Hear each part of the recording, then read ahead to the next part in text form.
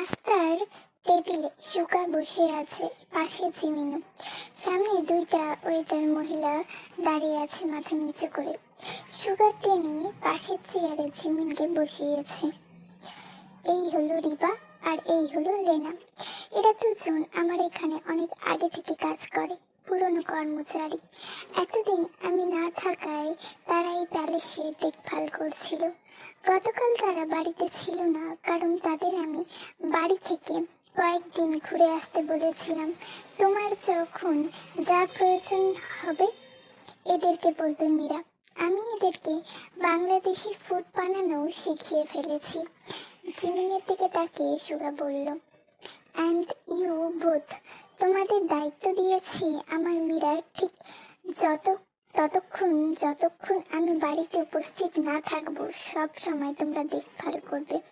তোমরা থাকার পরেও যদি আমার মীরার কষ্ট হয়, তোমাদের কি হাল করি সেটা তোমরা আমাকে আগে থেকে যেহেতু চিনো সেই ব্যাপারে ভালো করেই জানো।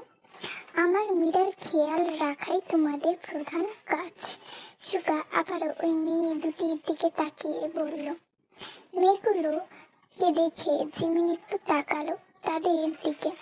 তারা যে বেশ ভয় পায় সুগাকে তা তাদের মুখ দেখেই বোঝা যাচ্ছে। Go and get our food, Suga তাদের বলল। মেয়ে দুটো সুরসুর করে চলে গেল। জিমিন মাথা নিচু করে আছে। সুগার হুট করে জিমিনের গলার দিকে নজর দিল।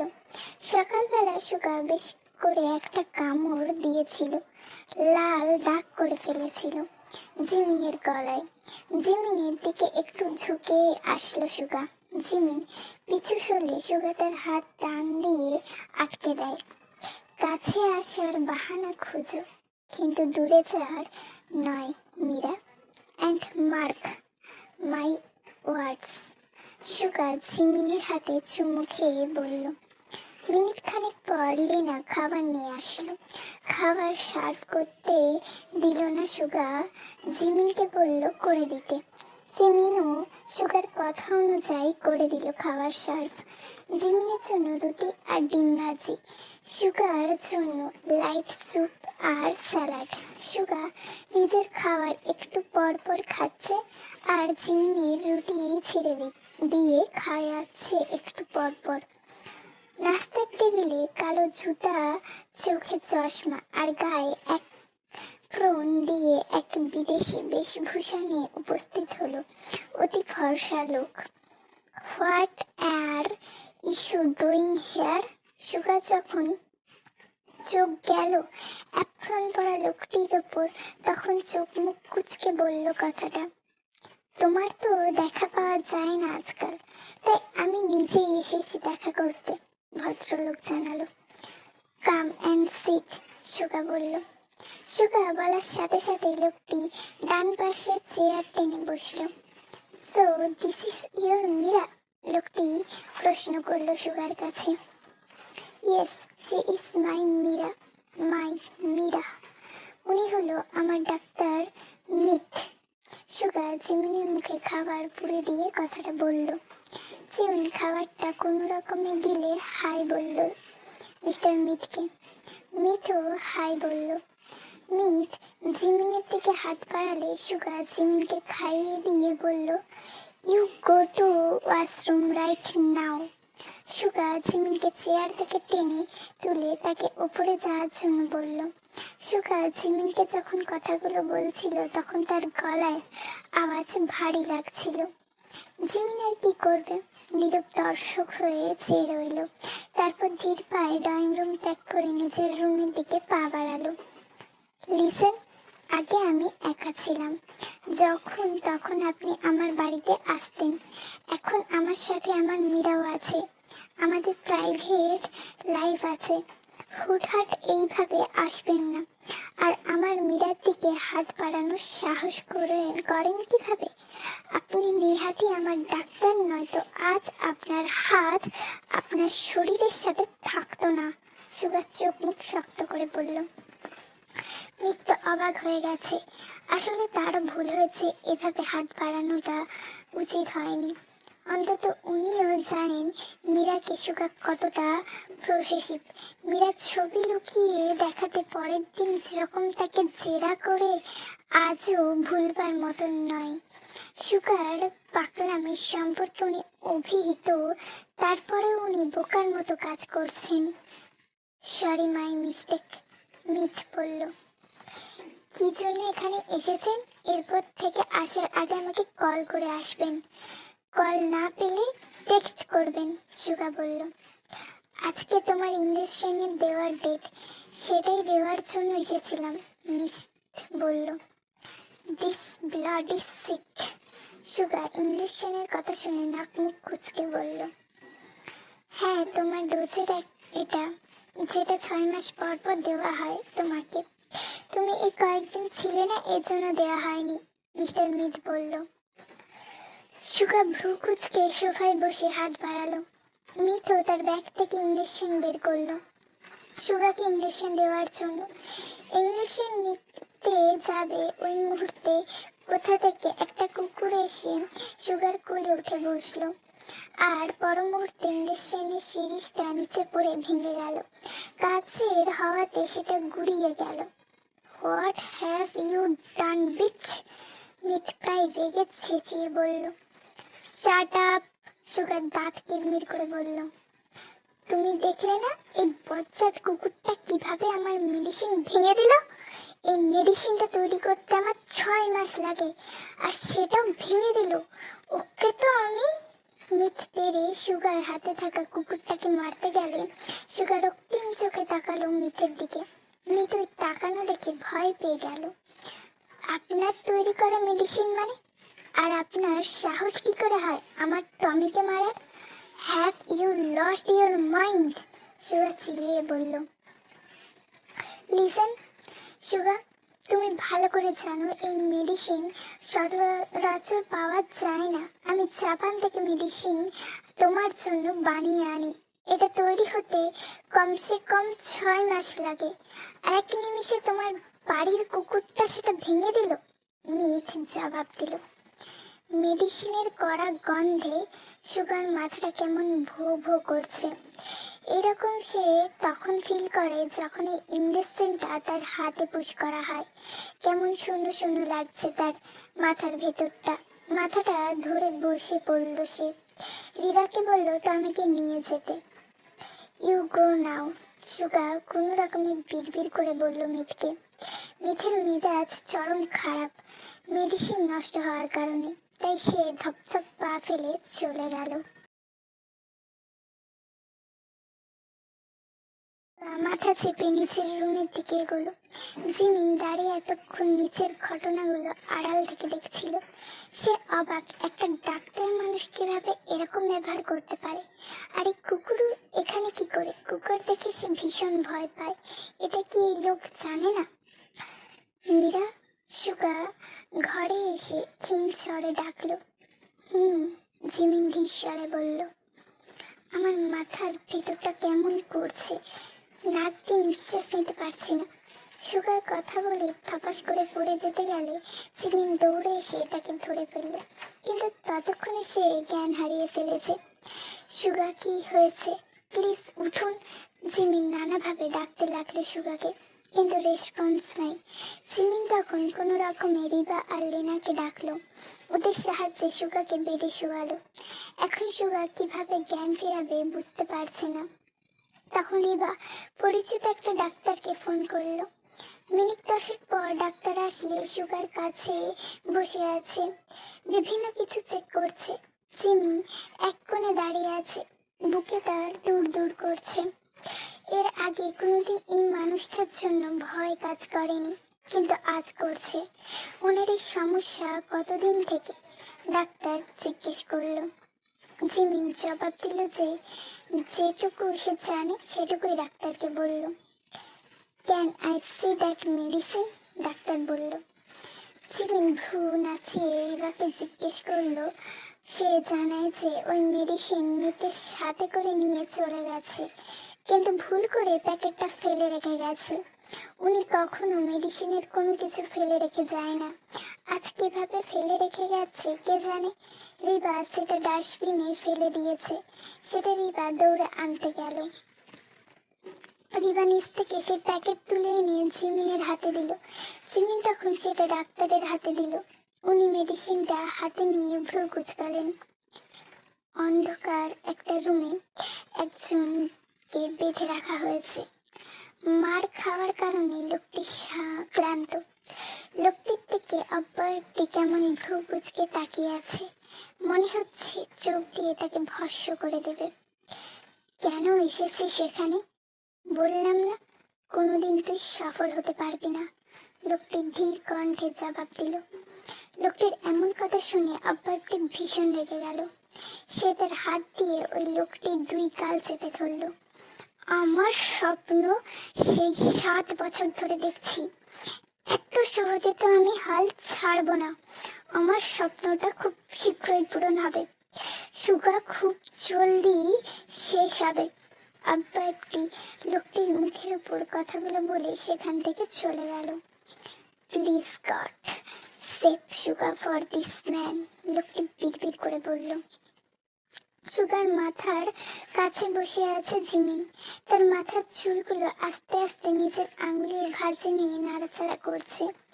সুগা পিটপিট করে চোখ খুলে তাকালো এবং দেখলো জিমিনের মাথার কাছে বসে আছে। সুগা টান মেরে জিমিনকে তার কাছে আনলো। জিমিন তো অবাক হলেও শান্ত হয়ে গেল। সে আস্তে আস্তে সুগা নামক মায়াতে জড়াচ্ছে। সুগা তার ওপর ভর দিয়ে থাকলেও জিমিনের মাথাটাকে নিজের বুকের সাথে নিয়ে আছে। আমি তোমার সাথে 1000 বছর বাঁচতে চাই মীরা। সুগার কথাগুলো বলে জিমিনের ঠোঁটে জোর করে নিজের দখলে করে নিল। এত গভীরভাবে চুমু খাচ্ছে মনে হচ্ছে 100 বছর ধরে সে এটার জন্য অপেক্ষায় ছিল। জিমিন বাধা দিচ্ছে না আর রেসপন্সও করছে না। সে সুগার টি শার্টটা 2 হাতের মুঠোয় শক্ত করে ধরে আছে। সুগা জিমিনের কোমর শক্ত করে ধরে আছে। চুমুর পাল্লা ভারী হচ্ছে, নিঃশ্বাস ভারী হচ্ছে। সুগার পাকলামিও বাড়ছে। ঠোঁট ছেড়ে গলায় নেমে আসলো। কালো তিলে একটু কামড় দিল। 2 গালে শক্ত করে চুমু দিল।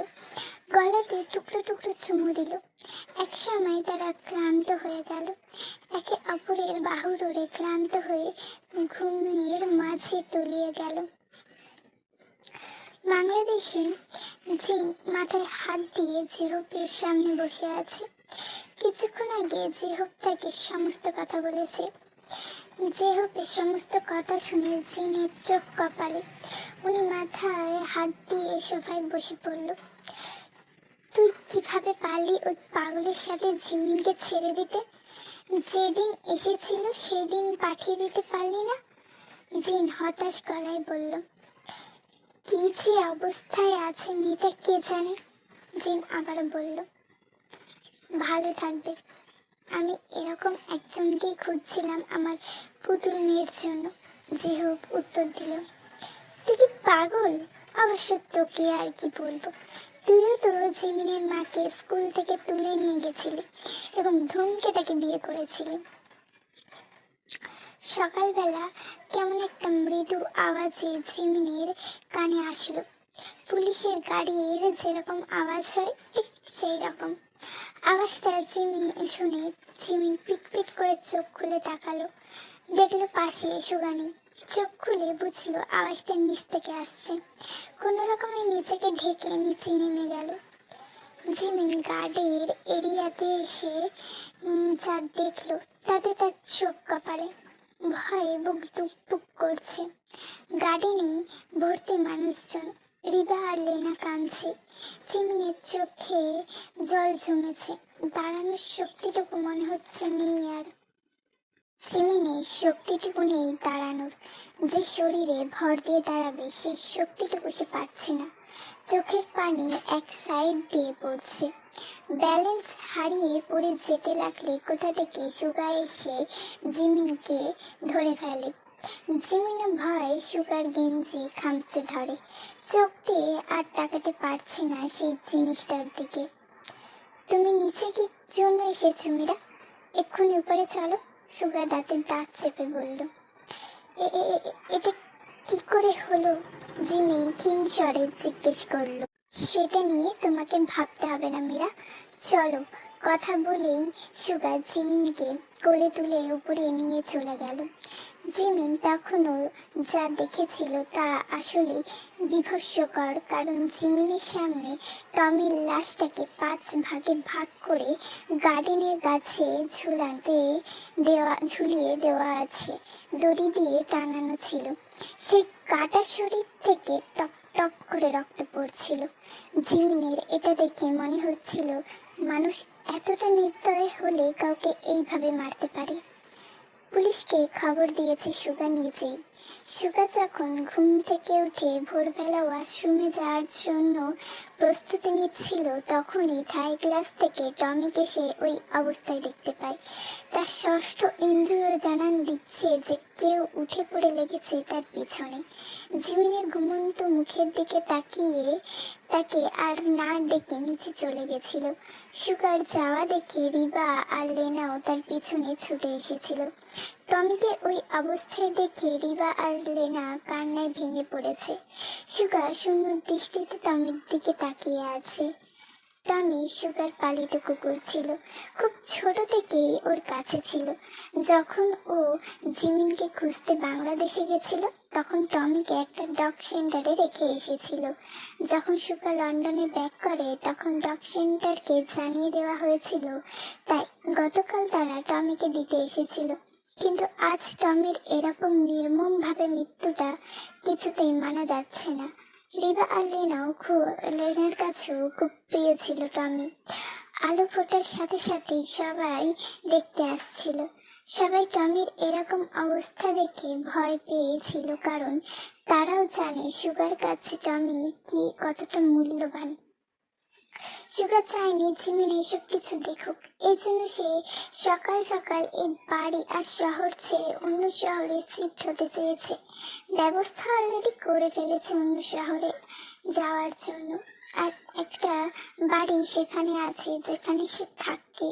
খুব কম সময়ে সেখানে সে থাকে, কিন্তু যার জন্য এইসব করা সে অলরেডি দেখে ফেলেছে। সুগার মেজাজ সপ্তমে উঠে আছে। একে তো টমির খুন, আর দ্বিতীয়ত তার আড়ালে কে এত কিছু করার সাহস পায় সেটাই সে ভেবে পাচ্ছে না। টমিকে নিয়ে যাওয়া হয়েছে ফরেন্সিক ল্যাবে। তার শরীরে যদি কিছু পাওয়া যায় এই ভেবে পুলিশ টমির লাশ নিয়ে গেছে। আবার অবাক করার বিষয়ে টমির চারপাশে একটাও নখ নেই। কেমন বিভৎসভাবে নখগুলোকে তুলে ফেলা হয়েছে, চোখগুলো তুলে ফেলা হয়েছে। এরকম মর্মান্তিক কাজ করতে ওই খুনির বুক কাঁপেনি? এদিকে লন্ডনে ব্রেকিং নিউজে সুগার বাড়ির পালিত কুকুরের খুনের সংবাদ সারা লন্ডনে ছেয়ে গেছে।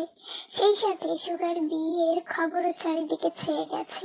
সবচেয়ে অবাক করার বিষয়, সুগার এইসব নিয়ে মাথা ব্যথা নেই। আপাতত সে তার মীরাকে নিয়েই ব্যস্ত। উপরে আসার পর থেকে সে বেহুশ হয়ে শুয়ে আছে। ডাক্তারও ডাকা হয়েছে। একটা অবয়ব জিমিনের পিছনে মস্ত বড় চাকু নিয়ে বিকট হাসি দিয়ে জিমিনের পিছনে ধাওয়া করেছে। প্রথমে সে টমিকে কাটলো, তারপর এখন জিমিনের পিছনে পড়েছে। জিমিন প্রাণপণে ছুটছে, ছুটতে ছুটতে এক সময় ইটের সাথে ধাক্কা খেয়ে পড়ে গেছে সে। পিছু সরছে জিমিন, আরো সামনের দিকে অব্যয়টি তার দিকে এগিয়ে আসছে চাকু নিয়ে। জিমিন ডুকরে কাঁদছে। জিমিন ভয় ভয় পিছনে তাকিয়ে দেখলো সুগাকে। রক্তিম চোখ, চুলগুলো এলোমেলো, পরনে ময়লা শার্ট। সুগা জিমিনের কাছে এসে বসে তারপর জিমিনকে দাঁড় করিয়ে তার সামনে আসলো, আর অমনি অব্যয়টি পিছন থেকে সুগার পিছনে চাকু ঢুকিয়ে দেয়। না! অনেক জোরে চিৎকার করে উঠল জিমিন। এরকম চিৎকার শুনে সুগাও ভয় পেয়ে গেছে। হে মীরা, কি হয়েছে বলো? সুগা দৌড়ে এসে জিমিনের কে তার বুকের সাথে চেপে ধরল। জিমিন তখন হাঁসফাঁস করছে, এসি চলছে, তারপরও জিমিন দরদর করে ঘামছে, নিঃশ্বাসও ঠিক করে নিতে পারছে না। টমিকে ও মুড়ে সুগা, বিশ্বাস করো ওরা টমিকে মেরে ফেলেছে। জিমিনের লাগাম ছাড়া এই কথাগুলো বারবার সুগাকে সে বলছে। সুগার মুখে এক চিলটে হাসি ফুটলো। তার মীরা তাকে তুমি করে ডেকেছে। সে তার মীরাকে বুকের সাথে আরেকটু চেপে ধরল। Relax Meera, do not cry, I am here from you. আমি যতদিন আছি কেউ তোমাকে টাচ করার, দূরে থাক, তাকালেও তার চোখ পেয়ে ফেলবো আমি। আর তুমি যতদিন আছো আমি নিঃশ্বাস নিব ভালোভাবে। আর তোমাকে থাকতেই হবে, তুমি আমারই। আর হ্যাঁ, তুমি বলার জন্য একটা গিফট। সুগা কথাটা বলে জিমিনের ঠোঁটে বেশ লম্বা একটা চুমু খেলো। জিমিন তো ভ্যাবাচেকা খেয়ে গেছে। একে তো এই দুঃস্বপ্নটা, আর সুগাকে তুমি ডেকেছে। ইয়ে মানে আপনি। জিমিন কিছু বলতে গেলে সুগা তাকে মাঝপথে থামিয়ে দিল। তুমিতে থাকো, আপনিতে নামলে খবর আছে। সুগা জিমিনের ঠোঁটে আরেকটা চুমুর সাথে হালকা কামড়ও দিয়ে বলল, জিমিন টমিকে খুন করা হয়েছে, আমার কথা বিশ্বাস করো। জিমিন বলল, আই নো মীরা, কে করেছে তার দশাও ঠিক টমির মতনই হবে। তুমি শুধু শুধু চাপ নিও না তোমার মাথায়, আমি আছি তো তোমার সাথে। সুগা জিমিনকে বোঝাচ্ছে, ঠিক ঠিকই, কিন্তু তার মাথায় চলছে অনেক ভয়ঙ্কর চিন্তা ভাবনা। আপনাদের যদি এই পার্টটা ভালো লেগে থাকে, প্লিজ প্লিজ প্লিজ